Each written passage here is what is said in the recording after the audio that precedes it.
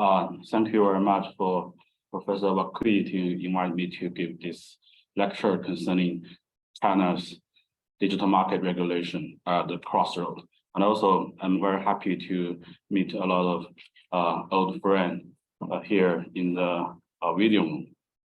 My talk today is mainly about 5 parts. One is the China's digital market regulations current status. And the second one is the possible choice of regulatory approach in China. And the third one is the regulation on the monopolistic agreement in digital market. And also there is a discussion on the regulation on abuse of dominant in digital market. And lastly, we can discuss briefly about the merger review in digital market. So firstly, we can introduce a little bit about China's current status concerning digital market regulation. There are some specific provisions, also there are some guidelines and the typical cases. Firstly, I'd like to give you a background of the development of Chinese digital economy.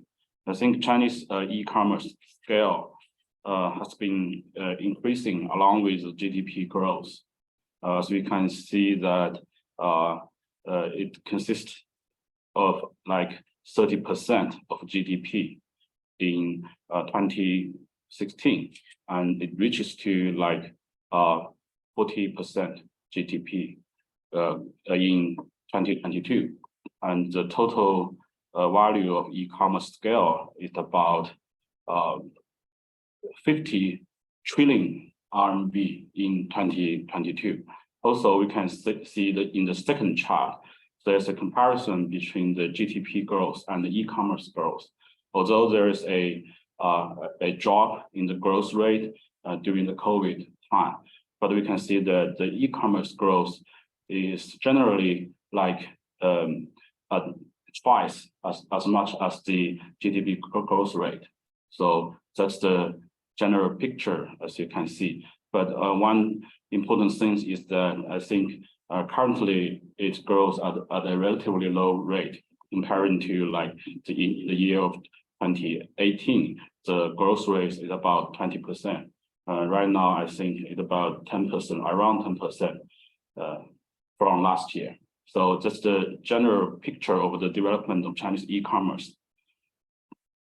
And about the specific provisions, there are several provisions that we can relate to concerning China's new amendment in anti-monopoly law 2022. The first article is in Article 9. It is stipulated that the undertaking shall not use data, algorithm, technology, capital advantagement, and platform rules to engage in monopolistic acts prohibited by this law. Just a general statement in the general provision, Chapter 1, to mention that the agencies will pay attention to the digital market related behaviors. And secondly, there's a paragraph inserted into Article 22, which is an article formally basically dealing with the abuse of dominance. The paragraph 2 mentioned that an undertaking with a market dominant position shall not use data, algorithm, technology, and platform rules to engage in acts of abusing dominant market position as prescribed in the preceding paragraph. Also, there's just a general statement, I think.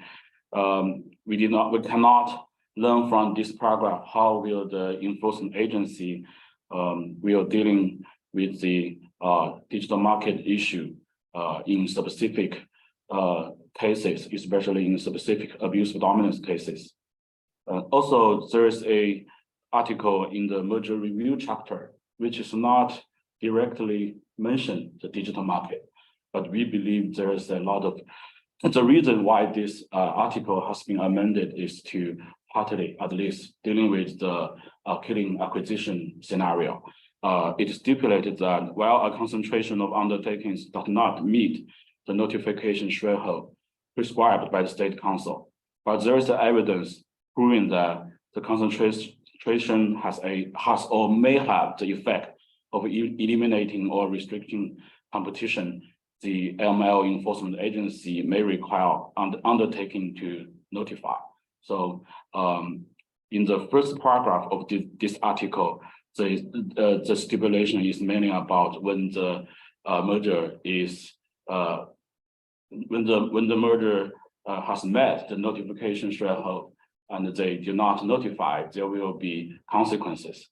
The second paragraph is another scenario that even they do not meet the threshold, they may be investigated by the agency maybe after 3 or 5 years or so. So that's the 3 specific articles in ML that we can see there's a direct link or there is a internal logic in some of the articles that relate to the digital market. That's the first thing. The second thing is that I think many of you already know that there is a particular guideline that's dealing with the digital market issues. The guideline is the anti-monopoly guideline in the field of platform economy in 2021. In these guidelines, they do provide a lot of factors or elements to be factored in when we are dealing with digital market cases. For example, when we see the articles concerning abuse of dominance, there is a list to determine whether the undertaking has dominant market position. But in particular, in these guidelines, it listed several factors that might be have a very important influence in digital market that should be taken into consideration. You can see from in the you can see the wordings in red. Firstly, when we are evaluating the market shares of undertakings, when we evaluate the market shares of undertakings in digital market, we should take into consideration the GMV, the gross merchandise value, as well as the number of transactions and active users, clicks, and the duration of use, as well as duration of the market share, etc. And secondly, when we are evaluating the ability of undertaking to control the market, there is also some digital market element. For example, the business model of the relevant platforms and the network effect, obviously, and as well as the network traffic or other trading conditions might be taken into consideration. That's the second part of this evaluation of dominant market position. Thirdly, as we sometimes, a lot of times, we have to evaluate the financial resources and the technical conditions of the undertaking.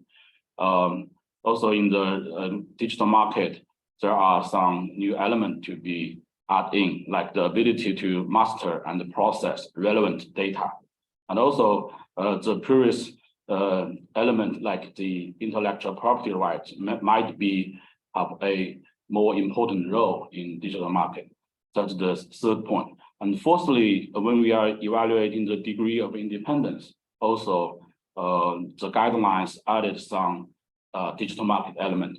For example, the GMV also, and the duration of the trade, and the locking effect, and the user stickiness, as well as the possibility of other undertakings to switch to other platforms, and conversion cost, switch cost, something like that.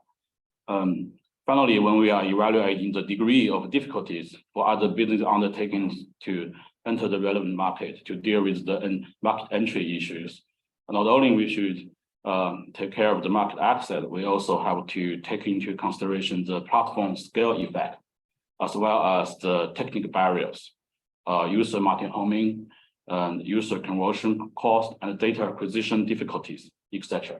I think that basically illustrates the ideas of these guidelines to want to incorporate more digital market elements in the guidelines for all the enforcement agency to consider, and also for the digital platforms to conduct internal compliances. So that's the guideline. And certainly we can discuss have a brief look at the typical cases. As you all know that the Alibaba case has a record fine in China. China's e-commerce titan, Alibaba, has been fined 18 billion RMB on April the 10th, 2021. As you can see, the timing. All these typical cases just come out after the guidelines. The timing of the guideline is that the guideline has been promulgated in, I think, in February 2021, and then the Alibaba case is in April. The Meituan case is in October, I think. And so, firstly, for the Alibaba case, we can see that it took about 108 days for SAMR to complete this abuse of dominant case, as after it carried out an down raid in Alibaba's headquarters in Hangzhou. In this case, SAMR said that Alibaba has abused its dominant position in China. The relevant market is China's online retail platform market. But the behavior is exclusive dealing. In Chinese, there is a word, there's a nickname called choosing one from two. Basically choosing one from Alibaba and Jingdong, basically, these two companies. The case, I think, expressed SAMR's opinion on how digital antitrust cases should be handled out, but also leaves some unresolved questions. If we just look into the relevant market and the market share, no matter it's revenue-based or it's sales-based, Alibaba do have a high market share, and the market do have is a really highly concentrated market. Yeah, but sometimes people might thought that whether the market is too big, maybe, or whether the conduct has been clearly analyzed in terms of economic analysis, like if there is a possibility that it can be further analyzed according to the as efficient competitor test or rising rivals test, or maybe to analyze the foreclosure rate, something like that. So that is the Alibaba case. And another case is a Meituan case. The behavior is quite similar, but it happens in a different relevant market. It's the food delivery market. Meituan is a food delivery platform. Part of its business is food delivery. It fined about 3 billion RMB. And it also ordered to stop illegal activities and give a full refund of all the exclusive cooperation deposit to the contracted vendors. And the SAMR found it had abused its dominant position since 2018, forcing vendors to sign exclusive cooperation agreement with it by implementing discriminating rate and postponing vendors' store online openings. And the SAMR also released just another interesting part. I think in Japan, there's a lot of administrative guidance, right? And in China, we are introducing this administrative guidance gradually. SAMR also released this kind of guidance, urging the platform to carry out comprehensive rectification. We can think that as an internal compliance in areas including the platform's commission charge mechanism and the algorithm rules. and maintaining the legal rights of small and medium-sized vendors, as well as there is a point that they want to strengthening the protection of legal interests of the food delivery riders, the labor side. And also we can see in the chart that whatever measures we use, maybe revenue-based or bill-based, the Meituan's market share is very high too. And relatively speaking, this market is much more well-defined, because the food delivery market is, I think, is narrow enough. So we can see that also in this very narrow market, the Meituan's market share is above 60% during all these years, and the HHI is high too, near 6,000. Okay, these two cases is mainly about abuse of dominance, and also there is a case concerning merger. This merger cases has happened in a area maybe not quite familiar with us, but it's quite familiar with the youngsters who play video games. Quite important for them. So also part of consumer welfare, I think. Huya and Douyu case. In July 2021, Summer issued a decision to prohibit the merger of Huya and Douyu. It is the first case of a prohibition concerning the internet platform mergers and acquisitions. And the basic number is that prior to merger, Tencent held about near 70% equity of Huya and controlled Huya alone. And Huya and Douyu are all in the game live broadcast market. And also, Tencent already held about 37% equity of Douyu and jointly controlled with its founder team. But after the merger, Douyu would become a wholly owned subsidiary of Huya, and with Tencent would obtain the sole control. So Tencent will control. We can see from the chart below. No matter we measure it in revenue or MAU or anchor, that's the like the news host in the video live broadcast industry. Yeah, they have to explain the gaming, the live gaming situations. So we use these three measures. All the three measures, we can see that Tencent, if after the merger, the market share Tencent controlled will beyond 60% at least. So that's the basic situation. So some point out that the merger will strengthen Tencent's dominant market position in the game live broadcast market and have the effect of eliminating and restricting competition. And also it will enable Tencent to have foreclosure ability in both upstream. Tencent itself is in the upstream. They develop the game itself, and also they buy the license of games. So it will have a foreclosure ability in both upstream and downstream market.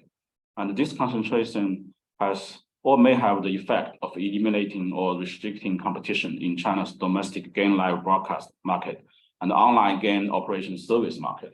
So that's basically three very important digital market cases in China in recent years, covering merger and abuse of dominance. We do not have a agreement cases yet.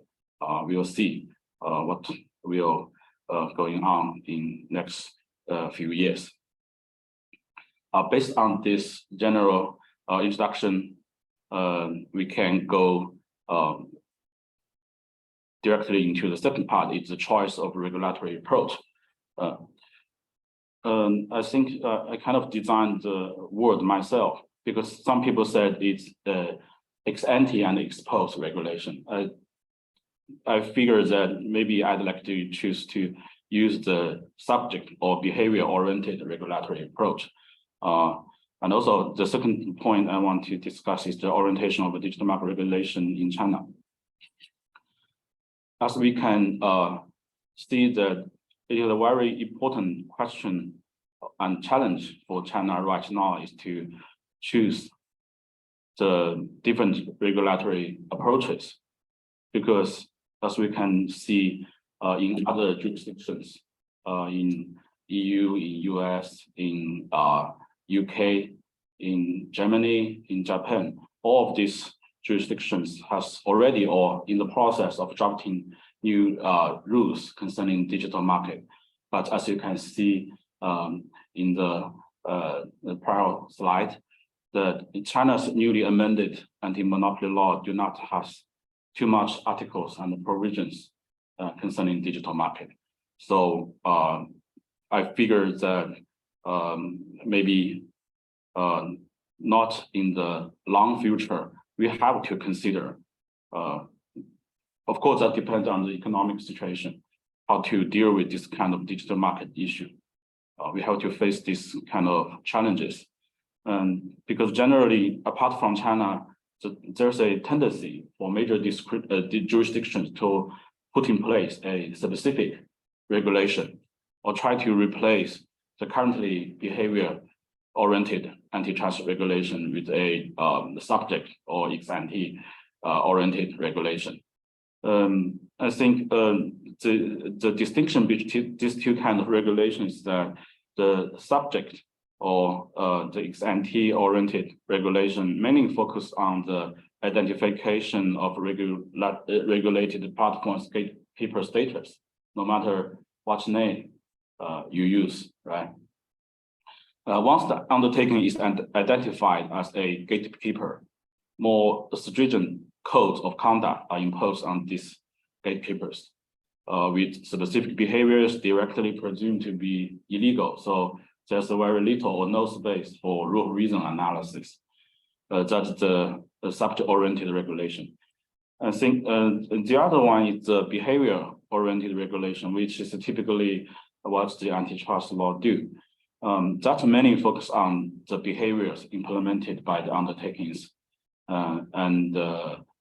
have to evaluate the effect, mostly with the rule of reasons that we are quite good at in the antitrust world.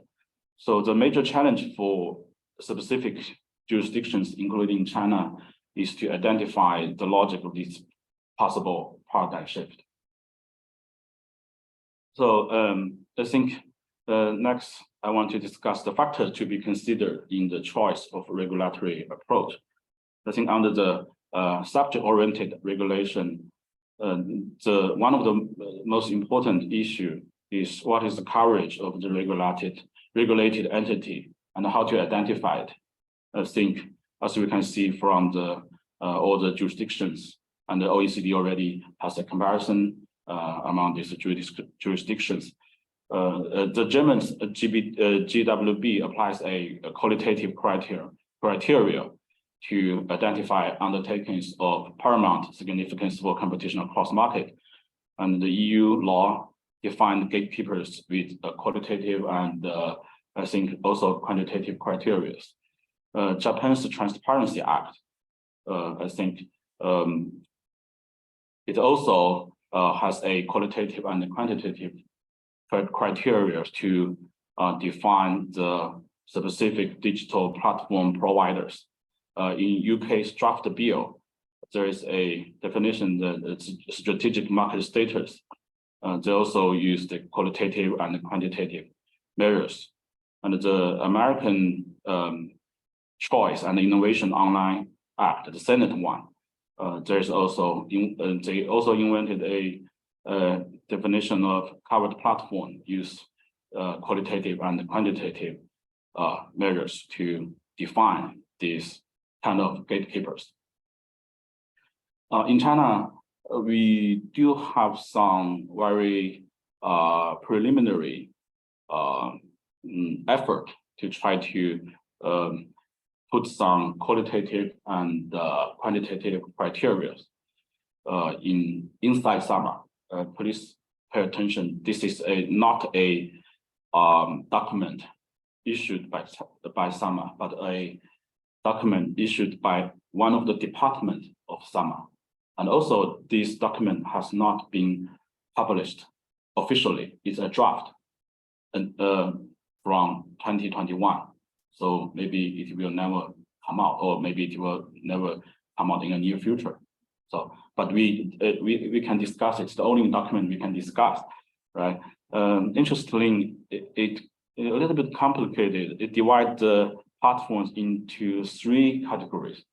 One is super platform. You can see that that's gatekeepers. The second one is large platform, and the third one is small and medium-sized platforms. I'd like to pay attention, just concentrate on the super platforms. You can see that they use a lot of qualitative criteria, like the platforms with super large user scale, and also super wide business types, super high economic size, and super limiting abilities or restricting abilities. On all these elements, most of them have some quantitative criteria. For example, the user scale. For the super platform, the user scale, the annual active user are not less than 500 million in the previous years. I will use that number afterwards. And secondly, the business type. The super platform must have a super wide business type and at least 2 types of platform business. And that's also very interesting. And the second element is economic volume. I think that the first one and the third one are widely used among all the jurisdictions, right? The economic volume should be no less than 1 trillion RMB at the end of the previous year. And also the restricting ability. The platform has super ability to restrict merchants' access to consumers. I think this point is also some kind of similar to EU and US dependency element, right? So that's the basic framework, but not officially come out, just a draft for comment, and then it's kind of disappear in the public eyes. So, but I'd like to continue to, based on that, I'd like to continue to discuss on the conduct requirement of the subject-oriented regulation. Under the subject-oriented regulation, once the gatekeeper has been identified, we should discuss the conduct requirement. What kind of conduct should the gatekeeper do, and what kind of conduct the gatekeeper should not do. Also, there's also differences. In Germany, there is only a list of conduct to be prohibited. In EU, there is a call platform services, including things to do and not to do. In Japan's Transparency Act, terms and conditions of trading and other information, including developed procedures and systems in voluntary matter should be disclosed. And also in the US and the UK's act and the bills, and they also listed maybe in the US even a broader general category of services to be provided by the online platform. In the UK, it's kind of similar to the EU system. They have a to-do and not to-do list. In terms of the merger review, there's also some distinctions among these jurisdictions. I'll be very quick because I think most of you are familiar with this area. In the EU, a general obligation is imposed on gatekeeper to inform the authority about all the transactions. And the German allows the competition policy authority to oblige certain undertakings to notify every acquisition they conclude in a given industry. That's narrow comparing to EU. In contrast, in the UK, only most significant transactions that meet a minimum value threshold will be subject to notification, and it's a mandatory notification. And the US, Japan do not have a specific changes. Correct me if I'm wrong. Yeah. So based on this, I'd like to continue to discuss about the possible positioning of China's digital market regulation. One of the most important things to start with is the top level design. Should China adopt a subject regulation approach? Because as we know that under this subject regulation approach, the focus is on the identification of super platform and the compliance of regulated super platforms behavior. But under the behavior regulation approach, the evaluation and case-by-case analysis of key steps, such as market definition, market power, and competitive influence, are still needed. If we look, I look into this question, I think that there are two major issues to be solved. One is, what is the enforcement agency to deal with the digital market regulation? The other one is how to designate a gatekeeper in China. For the first issue, we can see from the US and the EU and the German UK's experiences that all of them still use the antitrust enforcement agency to designate the gatekeepers. But I don't know why in Japan, it is the Ministry of Economic Trade and Industry to have the power to designate the gatekeepers. I don't know if I'm right. I just see from the English literature. So based on this basic logic, I think the current weight of amendment of the antitrust law around the world is basically to supplement, not to replace the antitrust regime. And also the enforcement agency, most of them, the enforcement agency are antitrust enforcement agencies. So I think China still, China can also stick to the antitrust enforcement agency to deal with this kind of issues, because when we really analyze all these cases, it's all about competition analysis. No other enforcement agencies has the ability to do this kind of competition analysis. And the second important issue is the gatekeeper designation. As we can see that in China, when we are comparing the US and the EU standard, first globally, US has a global standard to identify the gatekeepers by the criteria of MAU. For example, when the MAU exceeding 1 billion worldwide, the undertaking has a great possibility to be designated as a gatekeeper. So if we use this criteria and check the MAUs in 2022, I think there are two companies, at least two companies, TikTok and WeChat, will be included into the, will fall into the jurisdiction of the US law. That's the one point.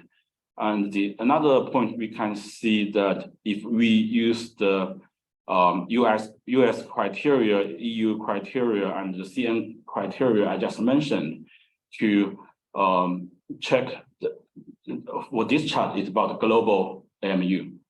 For this chart, it's about the domestic MAU in China. When China want to design its own system to designate a gatekeeper, for example, we choose AMU as the most important criteria. We can see that how many platforms will be included in this. When we use this chart, we can see how many undertakings will be included by US criteria, EU criteria, and the CN criteria.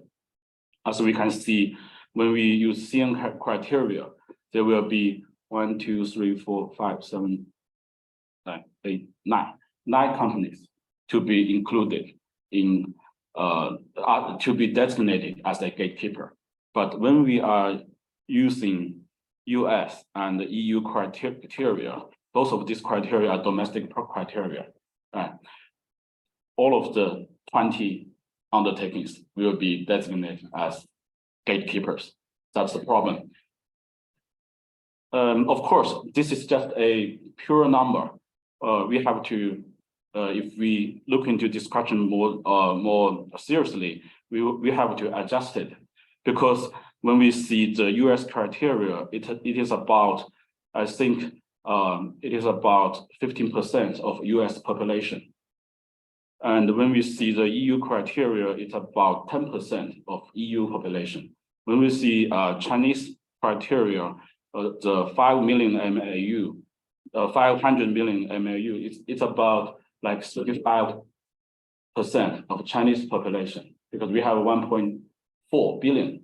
So when we adjust this number, we can see if we use the US percentage in China, so the MAU should be adjusted to 210 million. And if we use EU percentage in China, the MAU should be adjusted to 140 million. And the Chinese standard is still the same, right? So we can check again. In this chart, I have listed like 30 platforms. And then we can see that if we use CN standard, also still there are 9 undertaking platforms could be designated by the MAU standard. And then if we use the US standard, there are 27 platforms to be designated as a platform. But when we use EU standard, still maybe all of them are gatekeepers. And we can maybe we can list like the 50 platforms, maybe all 50 of them will be designated as digital gatekeepers. So that is the problem if we just transplant the US or the EU standard directly into China. So I think there's a quite challenging area for China to finally identify a scientific or reasonable standard to include the possible gatekeepers, so as to balance the consumer welfare and the aggregate economic welfare. That's quite a big challenge for China right now. Also taking into consideration the current economic downturn. So that is the gatekeeper issue I'd like to discuss concerning the possible choice of China's regulatory approach to this kind of gatekeepers in terms of drafting new laws or drafting new departmental rules or drafting new guidelines. And is the time okay? Yes. Maybe I can discuss a little bit, yeah. But all of us know that the legislative process takes a long time. So maybe in the next 5 years, China will not have an amendment. So what can we do if we in the process of transit from the current law to the new possible gatekeeper regulations? So I think we have to use the interpretation skills in the legal application based on the current 2022 version of the ML. Firstly, I'd like to briefly discuss the regulation on monopolistic agreement in digital market. One is cartels, one is vertical restraint. All this discussion is about my recent works, but just preliminary works. I haven't put it into paper yet. Just some preliminary thoughts. So your questions and comments are most welcome. For cartels, I think under the behavior-oriented regulation, one of the important things to discuss is what should be changed with regard to the regulation of cartels if we just use the current legal regime, the antitrust, anti-monopoly law in China, with limited addition of the digital market element. I think traditionally, in terms of cartel, the Chicago school held that they are very difficult to reach and maintain, right? But I think this kind of presumption should be changed in digital market because it becomes more fragile. The reason it becomes more fragile is that the collusions using data and the algorithm is common, and the acceleration of big data stacking and algorithm evolution significantly reduces the difficulties of cartel coordination and enhances the possibility of algorithm collusion. Moreover, I think at the present, most of the digital market are oligopoly market. If completely left to the self-correction of market mechanism, which is strongly advocated by the Chicago School, I think the duration of collusion will be prolonged and the consumer welfare will decrease.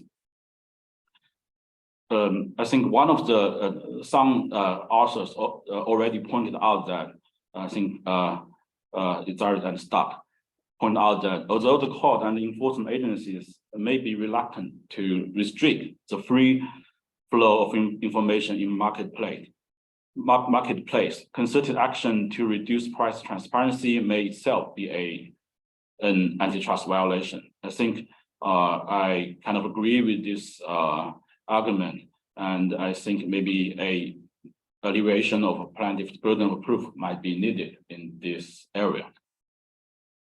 And for vertical restraint, I think in terms of vertical restraint with digital market platforms becoming more powerful than the physical stores, I think dealing with free riding has become an unavoidable problem in this area.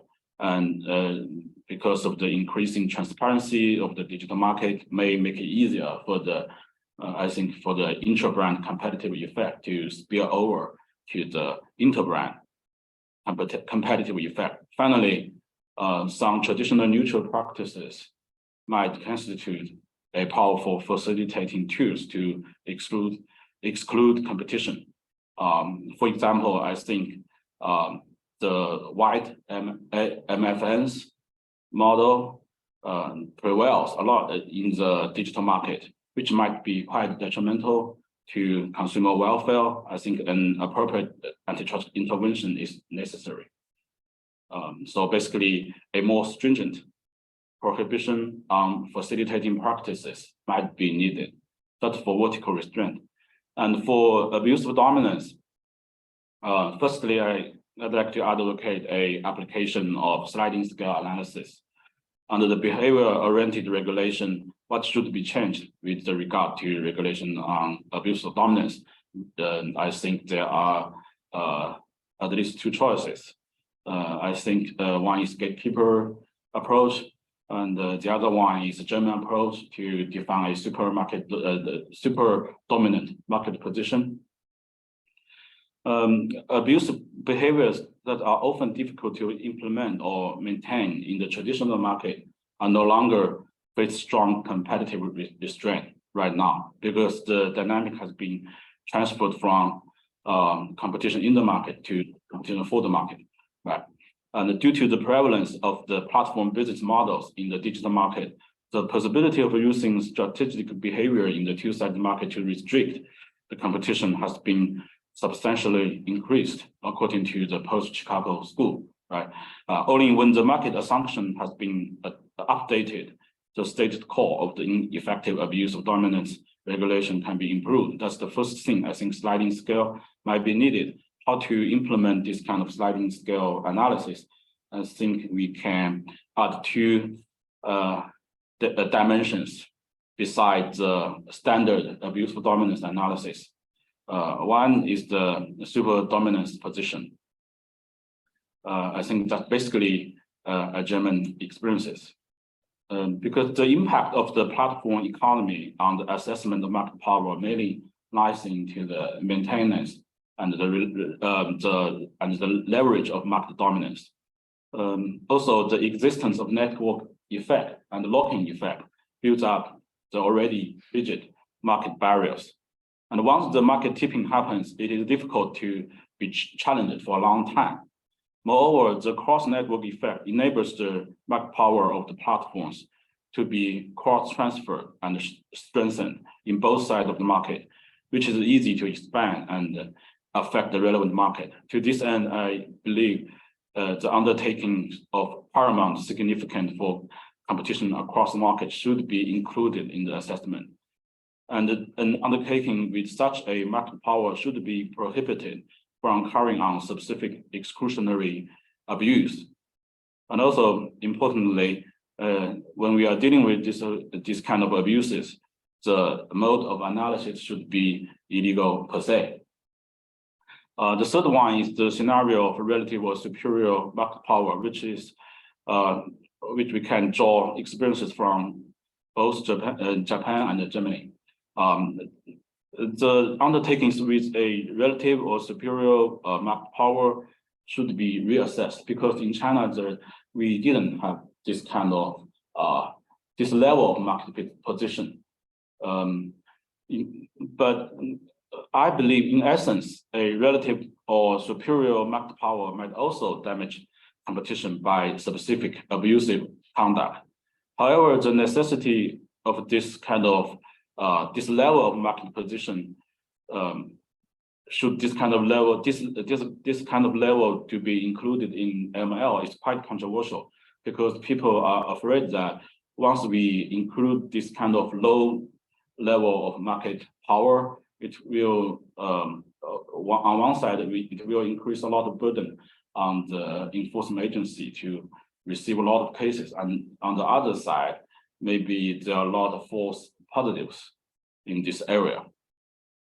So if the regulation by abuse of relative or superior market power is required, it should be limited to certain limited abuse behaviors. And also, the mode of analysis should be rule of reason, not illegal per se, because we already lowered the standard of market power. So for a sliding scale approach, we should use a more relaxed analysis mode. And there's a burden of proof for a reasonable reason. That is a definition in the Chinese AML, basically to when you have a efficiency or other justifications you can prove, and then you will be exempted. This kind of burden of proof should be alleviated to eliminate the excessive influence of regulation caused by lowering the threshold of market powers. There's another reason why I'm advocating to add the superior market power into Chinese law is that currently, you might have already noticed that there is a draft for Chinese anti-unfair competition law. And interestingly, some people put the relative and the superior market power into Chinese anti-unfair competition law. But the problem is that it did not consist with anti-unfair competition law's internal logic, because this kind of behavior is using market power to affect market, not as a deceptive act or like you steal someone's trade secret, something like that. It's quite different logic. That's for one thing. The other thing is that if we put the relative superior market power provision in anti-unfair competition law, it will basically to be illegal per se, because a lot of the cases, most of the cases in anti-unfair competition law is using the mode of illegal per se for their analysis. That might cause a lot of problem, because I think a lot of these superior market power issues, they have a efficiency justification or other particular reasons in the particular industry. So we might consider there are reasonable reasons rather than just block them entirely. So that's my opinion on these two kinds of market powers. And lastly, the regulation on market review in digital market. There is a modification of a notification threshold, and there's a explore maybe in the future to the standard of killer acquisition. As we can see from the State Council's regulation, draft regulation has not been promulgated yet, but I think it will be promulgated in the near future. there is a new element to be new dimension of threshold to be included in the in addition to the turnover threshold that has been used for over 10 years. That is the market value threshold. We can see from this chart that in the future, maybe when there is a big platform to acquire a small startups, we'll check out that if the turnover of the merging party exceeds like 100 billion in China, and also we are going to check out that if the merged parties market value or valuation will be no less than 800 million. That's not a big number. So that's what we have already put in the draft regulations. So I think that will address the killing acquisition scenario at least partly, right? And also I'm thinking about maybe in the future whether there is a possibility to include more factors like the DAU, MAU, etc., to evaluate the possible values of this kind of emerging startups. And also, the last one is the exploration of standard on killing acquisitions. In digital market, and killer acquisitions of startups by platforms raise the serious competition concerns, as we all know.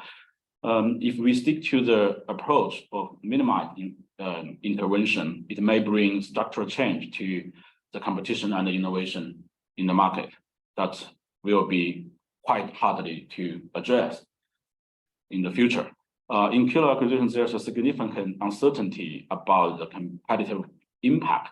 I think that's the reason why people do not want to intervene in this kind of acquisitions in the past. They're afraid that maybe the false positive will kind of the cost of false positive is more than false negative. But there are analysis and research recently that point out that like the Brian and Eric Hornkamp, they point out that economic analysis has shown that once the market power is gained, even if the profits are high, firms can block market entry. And those startup research and development projects may be diverted into help strengthen the incumbent rather than maximizing benefits through competition. So I think in this area, the traditional claim that false negative is less costly than false positive is not applicable, I think, in the digital market. Competition market access is directly threatened by such acquisitions, and potential entrants cannot be expected to restrain anti-competitive behavior if they are continuously absorbed by a strong incumbent. So I think we need more research to figure out how could the structural presumption to be incorporated in the merger regulation analysis. So that's my preliminary thought. I think I will take more time to finish this article. Thank you very much for your time, and I'd like to hear you comment the suggestions. Thank you.